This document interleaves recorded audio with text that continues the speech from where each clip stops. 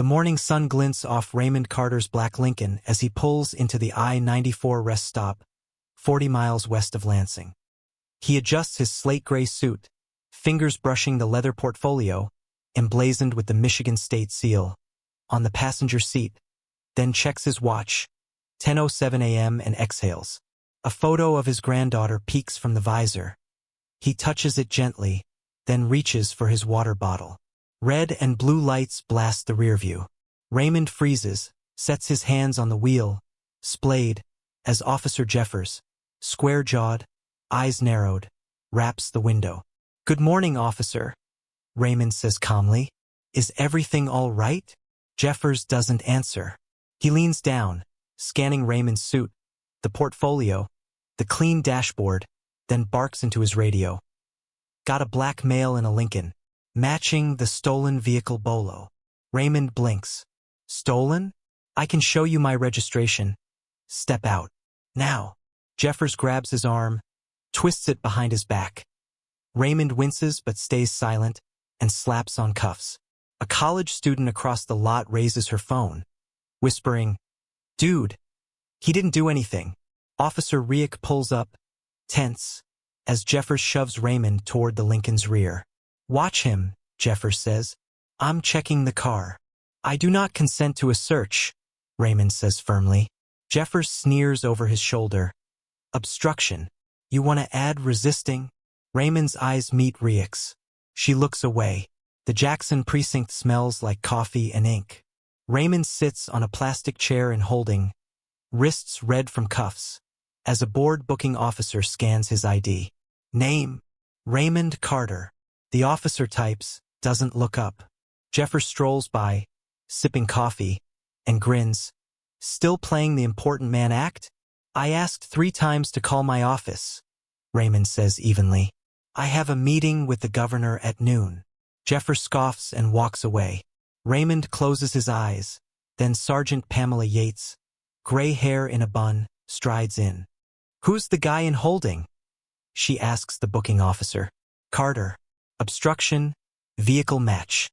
Yates pulls up Raymond's record, her eyes widening. She raps the holding area glass. "Sir, are you Judge Raymond Carter?" Raymond nods. Yates unlocks the door, face tight with apology. "Your Honor, I'm so sorry. This should never have happened." Jeffers, nearby, freezes. "Wait. Asterisk Judge asterisk?" He didn't say. His ID said it. Yates cuts him off ice cold. "You didn't check. You arrested a sitting judge without probable cause. Searched his car without a warrant. Denied him due process." Riek hovers, lips parted like she wants to speak but can't. "Would you like to call the governor's office?" Yates asks Raymond. "I'll drive you to Lansing." Raymond stands, adjusts his suit, and glances at Jeffers, then Riek before nodding. "Thank you, Sergeant." By evening, the college student's video is everywhere. 27 seconds of Raymond, cuffed, asking, "What am I being accused of?"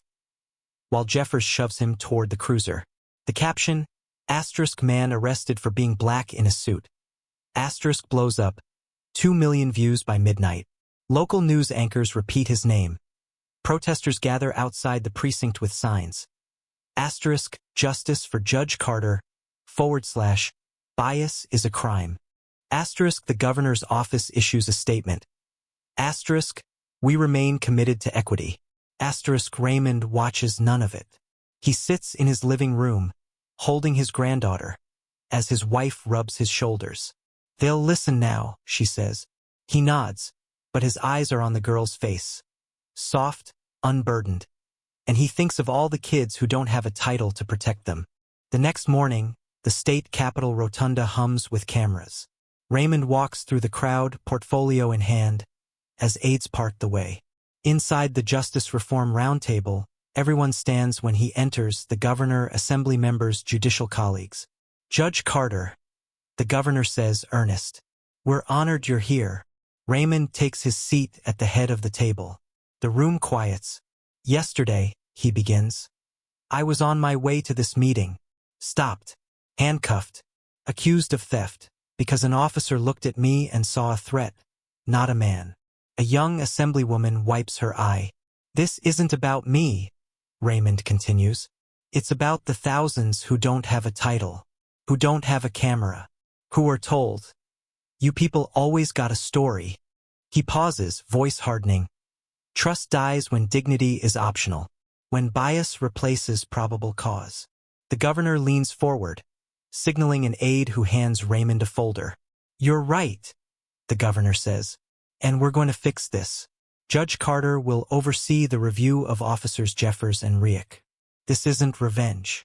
It's accountability." In the state review chamber, Jeffers and Riek sit at a table, flanked by lawyers. Raymond presides over a panel of 2 judges, the room packed with media and protesters. The viral video plays on a screen.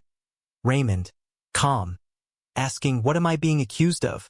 As Raymond turns to Jeffers, "Why did you ignore his request to see registration?"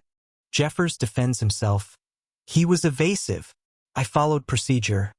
Raymond holds up Jeffers' report. "Your report says subject refused to comply, but body cam footage shows he offered registration twice." Jeffers' jaw tightens. Raymond turns to Riek. "Did you verify his ID?"